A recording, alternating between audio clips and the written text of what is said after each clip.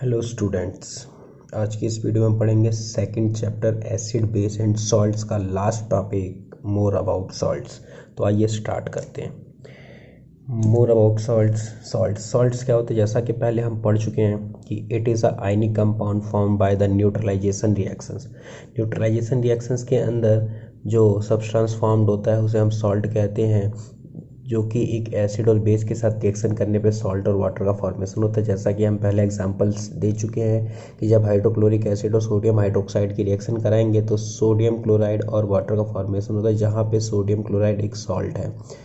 और इसी प्रकार से दूसरा एग्जांपल हम देख सकते हैं, जब हाइड्रोक्लोरिक एसिड की रिएक्शन कैल्शियम हाइड्रोक्साइड के साथ कराते हैं तो कैल्शियम क्लोराइड एक सॉल्ट और वाटर का फॉर्मेशन होता है। तो हम यहाँ पर देख सकते हैं कि न्यूट्रलाइजेशन रिएक्शन के दौरान सॉल्ट्स का फॉर्मेशन होता है। तो सॉल्ट्स एक आयनिक कंपाउंड है formed by the neutralisation reactions. अब हम देखते हैं कि केमिकल फ्रॉम कॉमन सॉल्ट्स। तो कॉमन सॉल्ट्स क्या होता है? जो सोडियम क्लोराइड होता है NaCl, इसको हम कहते हैं कॉमन सॉल्ट। सोडियम क्लोराइड को हम कॉमन सॉल्ट कहते हैं। तो पहला कंपाउंड हम देखेंगे कि कॉमन सॉल्ट से बनाएंगे हम सोडियम हाइड्रोक्साइड की। किस प्रकार से हम NaCl से कॉमन सॉल्ट से हम सोडियम हाइड्रोक्साइड की प्रिपरेशन करते हैं। तो हम देखते हैं, when the electricity pass through an aqueous solution of NaCl it decompose to form sodium hydroxide। जब हम NaCl के एक्वस सॉल्यूशन के अंदर से इलेक्ट्रिसिटी पास करते हैं तो सोडियम हाइड्रोक्साइड का फॉर्मेशन होता है। This process is called chloro alkali process. इस प्रोसेस को हम क्लोरो अल्कली प्रोसेस कहते हैं। जब NaCl के अंदर से हम करंट सप्लाई करते हैं, इलेक्ट्रिसिटी पास करते हैं, तो सोडियम हाइड्रोक्साइड जब बनता है तो इस प्रोसेस को हम क्लोरो अल्कली प्रोसेस कहते हैं। अब क्लोरो अल्कली प्रोसेस क्यों कहते हैं? Because of the product formed chlorine and sodium hydroxide। इसके दौरान क्लोरीन और सोडियम हाइड्रोक्साइड का फॉर्मेशन होता है। जैसा कि यहाँ पे हम रिएक्शन में देख सकते हैं, जब NaCl एक्वस सॉल्यूशन और वाटर की प्रेजेंस में जब हम इलेक्ट्रिसिटी पास करते हैं तो सोडियम हाइड्रोक्साइड, क्लोरीन गैस और हाइड्रोजन का फॉर्मेशन होता है। तो ये सोडियम हाइड्रोक्साइड जो कि एक अल्कली होता है तो एक बेस, लेकिन वाटर में सॉल्युबल होता है, इसलिए हम इसको अल्कली कह रहे हैं। और ये क्लोरीन गैस जो बन रही है, इसीलिए इस रिएक्शन को हम कहते हैं क्लोरो अल्कली प्रोसेस। तो हम यहाँ पे लिख सकते हैं क्लोरो अल्कली प्रोसेस। अब क्लोरो अल्कली प्रोसेस के अंदर वहाँ पर जब हम सोडियम क्लोराइड के अंदर मतलब सॉल्यूशन के अंदर हम इलेक्ट्रिसिटी पास करते हैं तो वहाँ पे दो इलेक्ट्रोड होता है, एक एनोड होता है और एक कैथोड होता है। तो एनोड और कैथोड के ऊपर डिफरेंट एक के ऊपर क्लोरीन गैस डिपॉजिट होगी और एक के ऊपर हाइड्रोजन गैस डिपॉजिट होगी। तो जैसा कि हम जानते हैं कि जो हाइड्रोजन गैस है वो नेगेटिव इलेक्ट्रोड पे डिपॉजिट होगी। इसका मतलब है क्या कि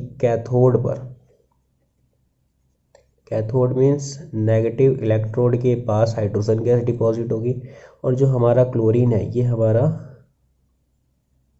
एनोड मीन्स पॉजिटिव इलेक्ट्रोड के पास डिपॉजिट होगी। एग्जाम में क्वेश्चन पूछता है कि किस इलेक्ट्रोड पे कौन सी गैस डिपॉजिट होती है, तो हम बता सकते हैं कि हाइड्रोजन गैस कैथोड जो कि नेगेटिव इलेक्ट्रोड होता है और क्लोरीन गैस एनोड पे डिपॉजिट होती है। और इस पूरी प्रोसेस को हम कहते हैं chloro alkali process.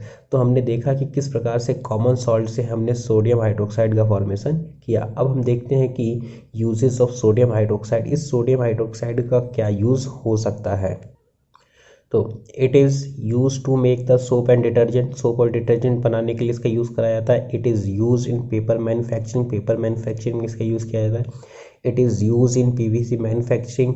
It is also use in pesticides बनाने के लिए भी इसका यूज़ किया जाता है।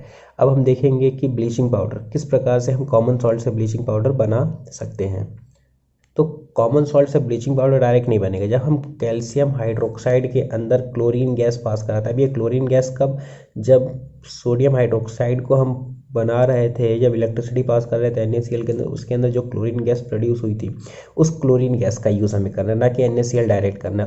NaCl का जब हम इलेक्ट्रिसिटी पास करके इलेक्ट्रिसिटी से डिकम्पोज करते हैं तो जब क्लोरीन गैस प्रोड्यूस होती है उस क्लोरीन गैस का यूज़ हम ब्लीचिंग पाउडर बनाने के लिए यूज़ करते हैं।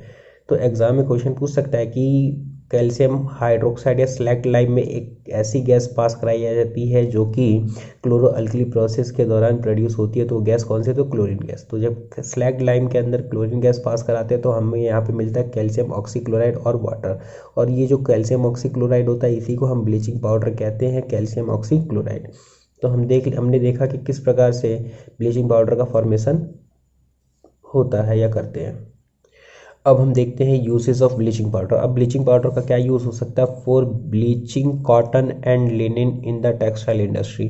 टेक्सटाइल इंडस्ट्री के अंदर कॉटन की ब्लीचिंग करने के लिए हम यूज़ करते हैं। For bleaching wood pulp in paper industry, paper industry में वुड पल्प को ब्लीच करने के लिए यूज़ करते हैं। For bleaching washed clothes in laundry के अंदर वॉश क्लोथ को ब्लीच करने के लिए यूज़ करते हैं। Use as oxidising agent in chemical industry के अंदर ऑक्सीडाइजिंग एजेंट के रूप में इसका इस्तेमाल करा जाता है। For disinfecting drinking water, drinking water को डिसइंफेक्टेड करने के लिए इसका यूज़ करा जाता है। अब तीसरा कंपाउंड है बेकिंग सोडा। किस प्रकार से हम बेकिंग सोडा की प्रिपरेशन कर सकते हैं कॉमन सॉल्ट से? तो हम देखते हैं कि जब NaCl, water, carbon dioxide gas और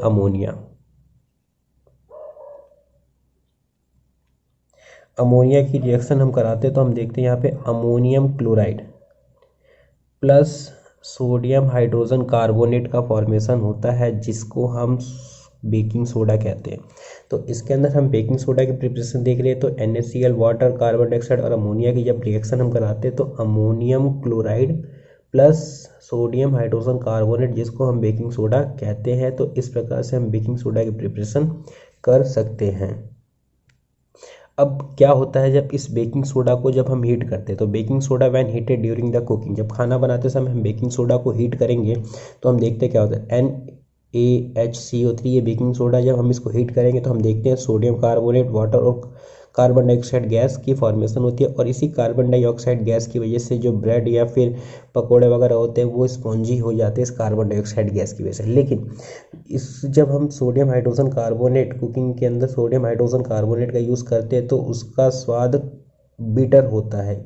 बिटर इन टेस्ट किसकी वजह से होता है? सोडियम कार्बोनेट के फॉर्मेशन की वजह से उसका टेस्ट कड़वा होता है, बिटर होता है। इसलिए हम खाना बनाने के लिए हम बेकिंग सोडा का यूज़ नहीं करते हैं। तो हम बेकिंग सोडा का यूज़ ना करके बेकिंग पाउडर का इस्तेमाल करते हैं। तो लेकिन उससे पहले हम जान लेते हैं बेकिंग सोडा का क्या यूज़ है, फिर हम बेकिंग पाउडर पे आते हैं। तो uses of baking soda an ingredient antacid, एक एंटासिड के रूप में इसको इस्तेमाल करा जाता है। यूज़ इन फाइन एक्सटिंजर, जब इसके अंदर जब कार्बन डाइऑक्साइड गैस निकलती है उसका यूज़ हम आग बुझाने के लिए करते हैं, इसलिए हम कह सकते हैं कि यूज़ इन अ फायर एक्सटिंजर के अंदर इसका इस्तेमाल करा जाता है। फॉर मेकिंग बेकिंग पाउडर, जैसा कि मैंने बोला कि बेकिंग सोडा का इस्तेमाल बेकिंग पाउडर के लिए इस्तेमाल करा जाता है। तो कंस्टिट्यूएंट, एग्जाम में क्वेश्चन पूछता है कि what are the constituent of baking powder.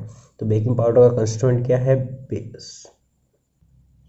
तो बेकिंग पाउडर का कंस्टिट्यूएंट क्या है? सोडियम हाइड्रोजन कार्बोनेट जिसको हम बेकिंग सोडा कह रहे हैं, and edible acid, for example tartaric acid. जब हम बेकिंग सोडा और टार्टेरिक एसिड को आपस में मिलाते हैं तो बेकिंग पाउडर का फॉर्मेशन होता है। अब बेकिंग पाउडर का यूज़ हम देख लेते हैं। Use in bread and cakes to made it soft and spongy. Bread और केक को सॉफ्ट और स्पॉन्जी बनाने के लिए इसका इस्तेमाल करते हैं, क्योंकि इसके अंदर जो कार्बन डाइऑक्साइड गैस का फॉर्मेशन होता है जिसकी वजह से ब्रेड जो होता है वो सॉफ्ट और स्पॉन्जी हो जाता है।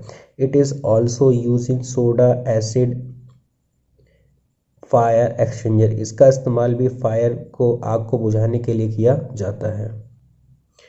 अब हम चौथा केमिकल देखते हैं, वॉशिंग सोडा। वॉशिंग सोडा का जो chemical formula Na2CO3.10H2O, sodium carbonate .10H2O। तो recrystallisation of sodium carbonate give washing soda, जो कि हमें पिछली रिएक्शन के अंदर जो सोडियम कार्बोनेट मिला था जिसकी वजह से टेस्ट बिटर हो रहा था उसका हम रिक्रिस्टलाइजेशन कराएंगे तो हमको क्या मिलता है? वॉशिंग सोडा मिलता है। जैसा कि हम यहाँ पर देख सकते हैं सोडियम कार्बोनेट की रिएक्शन जब हम वाटर के साथ कराते हैं तो सोडियम कार्बोनेट .10H2O का फॉर्मेशन होता है और इसी को हम कहते हैं वॉशिंग सोडा। अब इसके अंदर जो 10 मॉलिक्यूल्स ऑफ H2O है जो वाटर का मॉलिक्यूल्स है इसको हम कहते हैं water of crystallization. Water of crystallization क्या होता है? Fix number of water molecules present in a salt known as water of crystallization, किसी भी सॉल्ट के अंदर अगर fix number of water molecules present है उसको हम वाटर ऑफ क्रिस्टलाइजेशन कह सकते हैं। तो सोडियम कार्बोनेट डॉट 10H2O का वाटर ऑफ क्रिस्टलाइजेशन कितना है, 10 है। तो sodium carbonate dot 10H2O has 10 water of crystallization. अब हम देखते हैं यूजेस ऑफ वॉशिंग सोडा। पहला यूज़ है use in glass soap and paper industry, manufacturing of borax, cleaning agent for the domestic purpose, use to remove the permanent hardness of water. Permanent hardness of water को remove करने के लिए इसका इस्तेमाल करा जाता है। अब हम देखते हैं हमारी NCERT बुक का एक्टिविटी 2.15।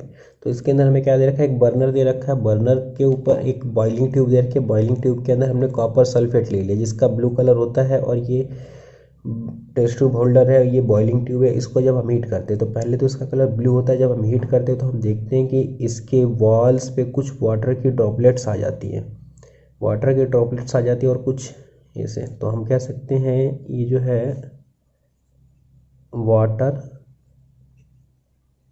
ड्रॉपलेट्स। तो जो कॉपर सल्फेट का क्रिस्टल्स होता है वो कैसा होता है, ड्राई होता है। लेकिन जब हम इसको हीट करते हैं तो ये वाटर के ड्रॉपलेट्स कहाँ से आए, जैसा कि हमने पीछे पढ़ा था वाटर ऑफ क्रिस्टलाइजेशन। तो कॉपर सल्फेट का जो क्रिस्टल है इसके अंदर भी वाटर ऑफ क्रिस्टलाइजेशन होता है, जिसको हीट करने जब हम इसको हीट करते हैं तो ये वाटर क्या होता है, इवेपोरेट हो जाता है, जिसकी वजह से ये वाटर के ड्रॉपलेट्स इस बॉइलिंग ट्यूब की वॉल्स पर डिपॉजिट हो जाती है। जैसा कि हम भी देख सकते हैं कॉपर सल्फेट का ब्लू कलर, तो जब हम इसको हीट करते हैं तो कॉपर सल्फेट कलरलेस हो जाता है। कलरलेस हो जाता है क्योंकि उसके अंदर जो वाटर का मॉलिक्यूल्स होता है वो रिमूव हो जाता है, जिसकी वजह से कलरलेस हो जाता है। और जैसे ही हम इसके अंदर वाटर ऐड करेंगे तो इसका कलर फिर से कैसा हो जाता है, ब्लू कलर होगा, ब्लू कलर का हो जाता है। अब कॉपर सल्फेट का फॉर्मूला होता है, क्या होता है, कॉपर सल्फेट डॉट 5H2O, इसका ब्लू कलर होता है। और जब हम इसको हीट करते हैं तो ये जो 5 मॉलिक्यूल्स ऑफ वाटर है यही ड्रॉपलेट्स इसके ऊपर हमको दिखाई देती है, और जब ये वाटर का मॉलिक्यूल्स रिमूव हो जाता है तो ये कलरलेस हो जाता है। अब वाटर फर्दर हम इसके अंदर ऐड करेंगे तो फिर से इसका कलर कैसा हो जाता है, ब्लू कलर का हो जाता है। अब जिन सॉल्ट्स के अंदर कुछ fix number of water molecules present होते हैं उनको तो हम कहते हैं वाटर ऑफ क्रिस्टलाइजेशन। जैसे कॉपर सल्फेट का वाटर ऑफ क्रिस्टलाइजेशन 5 है, इसका 10 है, इसका 2 है। लेकिन इस तरह के सॉल्ट्स को हम कहते हैं हाइड्रेटेड सॉल्ट्स कहते हैं, क्योंकि इसके अंदर वाटर के मॉलिक्यूल्स प्रेजेंट होते हैं, इसलिए इसको हम हाइड्रेटेड सॉल्ट्स कहते हैं। एग्जाम में हाइड्रेटेड सॉल्ट्स के एग्जाम्पल पूछता है। अब हम आते हैं लास्ट केमिकल पे, प्लास्टर ऑफ पेरिस, जिसको हम POP भी कहते हैं। इसका फार्मूला होता है calcium sulphate dot ½ it is a white powder on mixing with water it change in gypsum. एक वाइट पाउडर होता है जिसके अंदर हम वाटर ऐड करते हैं तो जिप्सम में कन्वर्ट हो जाता है। जिप्सम का फार्मूला होता है calcium sulphate dot 2 molecules of H2। जैसा कि हम देख रहे हैं यहाँ पे हाफ मॉलिक्यूल और यहाँ पे 2 है, तो इसका मतलब यहाँ पे ये कितने 1.5 मॉलिक्यूल्स ऑफ वाटर के साथ रिएक्ट करके ये बनाता है जिप्सम। और इसी जिप्सम को जब हम हीट करेंगे 373 केल्विन पे तो ये वापस POP में बन जाता है और वाटर का फॉर्मेशन होता है। एक बार फिर से देखते हैं, कैल्शियम सल्फेट ½ H2O, ये प्लास्टर ऑफ पेरिस है, इसके हमने वाटर के साथ रिएक्शन कराई, 1.5 मॉलिक्यूल के साथ रिएक्शन करके ये डायरेक्ट देखो यहाँ पे 1.5 + ½ कितना हो गया, 2 मॉलिक्यूल्स हो गया, इसको जिप्सम कहते हैं। और इसी जिप्सम को जब हम 373 केल्विन पे हीट करेंगे तो ये बन जाता है POP बन जाता है। तो हम कह सकते हैं on heating gypsum at 373 kelvin it loses water molecules and become plaster of Paris POP। एक मॉलिक्यूल्स बनता है जिसे हम POP कहते हैं। अब हम देखते हैं use of POP। Plaster of Paris का क्या यूज़ है, for making the toy and the decoration material, खिलौने और डेकोरेशन मटेरियल बनाने के लिए इसका यूज़ करते हैं। और doctor use to support the fracture bone, टूटी हुई हड्डियों को डॉक्टर सपोर्ट करने के लिए इसका इस्तेमाल करते हैं। जैसे कि प्लास्टर के ऊपर जो हार्ड सब्सटेंस होता है वो POP होता है। और फॉर मेकिंग द सरफेस को स्मूथ करने के लिए इसका इस्तेमाल करा जाता है। यहाँ पर हमारा second chapter acid base and salts complete